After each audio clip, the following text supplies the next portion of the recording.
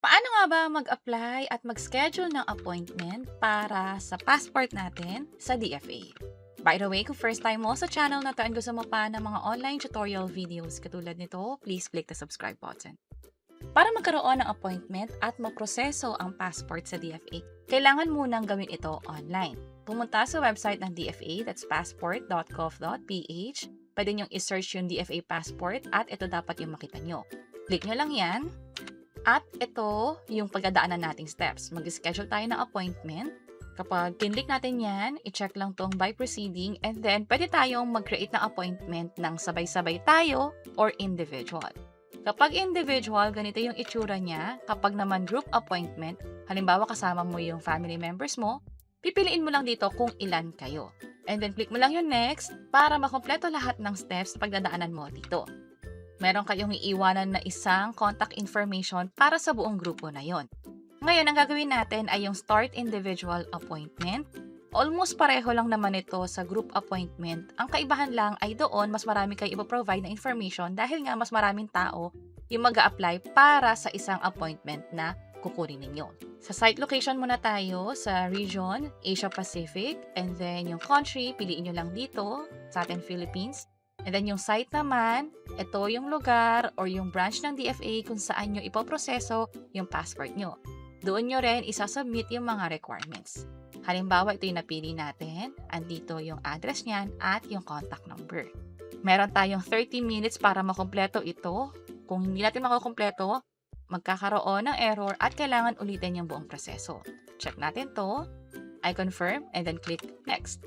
Pipili na tayo ng schedule. For this case, buti na lang may available schedule ka agad, pero kung wala naman, pipili kayo ng ibang branch or gagawin nyo to ng ibang araw hanggang sa magkaroon na ng available slots para doon sa branch na gusto ninyo.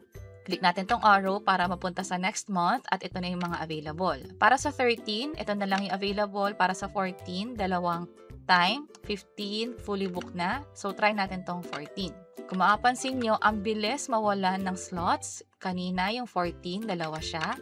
Pero ngayon, isa na lang. So, kunin na natin to. Check yung I'm not a robot. And then, kung ano yung hinihingi dito, traffic lights daw. Hanapin yung mga traffic lights. Ito siya. Ito. May traffic light dito. May traffic light dito. So, click natin yung verify. Para dito, kukumpletuhin na yung mga information. Nasa personal information station tayo kung saan hihingin na nga yung mga personal na information tungkol sa atin. Cellphone number, email address, dalawang beses siya i-enter, yung complete name. By the way, ingat kayo dito kasi dito madalas may nagkakamali. Akala nila yung unang hinihingi ay yung first name. Yun pala, apelido lang muna. And dito rin siya sa bandang taas kung saan yun yung kadalasan na nagiging error. Kapag mali yung details siya dito, kailangan nyo ulitin yung buong proseso, kailangan nyo ulit mag-apply. Ang sabi kasi, hindi na raw ine-edit yung mga fields o yung mga correction doon sa site mismo. Dito pa lang, dapat i-double check na. Then, for civil status, piliin lang dito, birth legitimacy, legitimate ba or illegitimate. And then, i-check lang tong I agree, click next. Father's information at mother's information. Tandaan kapag mother's information, dapat yung pangalan niya, nung dalaga pa siya. Andito yung apelido niya, nung dalaga pa siya. Andito rin yung middle name, nung dalaga pa. Click natin tong next. Application type, merong tatlong pagpipilian, new, renewal, lost. Para sa tutorial na to, new. So, ang pipiliin natin dito sa citizenship is kung birth ba siya, by election, naturalization. So, piliin nyo yung pinakaangkop sa inyo. Sa atin, birth. Foreign passport holder ka ba? Kung meron kang ibang passport, click yes. At piliin dito kung anong bansa yung nag-issue ng passport na yon. Sa case ko, no. And then, emergency contact person, contact number din niya dito. Click natin yung next. So, nasa contact information na tayo. Complete address, magiging city, and yung trabaho niya na rin. Yung may mga asterisk, yun yung required, kaya yung office number, office address, hindi ko rin lalagyan ng info. Click natin yung next. Ito yung part na tapos na talaga lahat. Pero dapat i-double check nyo, tulad ng sabi natin kanina, hindi dapat magkamali, or else ulitin yung lahat ng proseso. Yung pagpili ng schedule, pag-fill out ng form, at pag-confirm ng appointment. Click nyo tong edit, and then i-check lang yung mga information, scroll down hanggang baba para i-update yung info. Kapag okay na, click ulit yung save.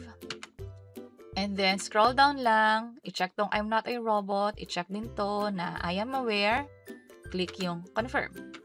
Ito yung sinasabi kong error just in case na nag-timeout na or lumagpas sa 30 minutes. Ibig sabihin, naputol yung internet connection nyo, naiwanan nyo yung binubook nyo online. Kapag ganyan, balik na lang ulit sa umpisa, mag-book ulit ng appointment.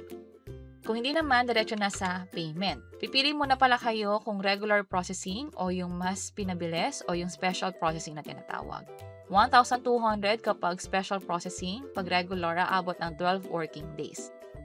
So, check natin tong regular. And then, yung option natin, e-payment ba, debit card, or over-the-counter payment or cash payment sa mga payment centers. Pick up, may reminder dito na yung passport, yung pag-release nun, ay nasa mga service center lang na nakalista dito.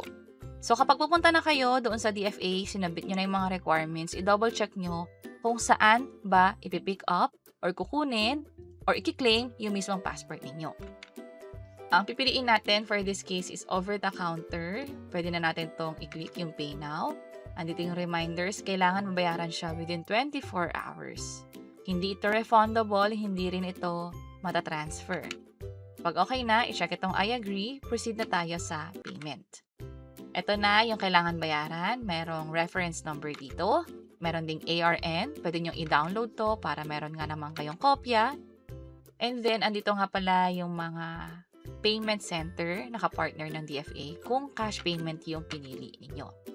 Yung email ninyo, i-check nyo rin, katulad nito, DFA Passport, sinasabi na andito yung reference number, dapat bayaran siya within 24 hours, at hindi ito booking confirmation. Instead, email ito na naglalaman ng reference number ninyo. Kapag hindi ito nabayaran within 24 hours, canceled yung reference number.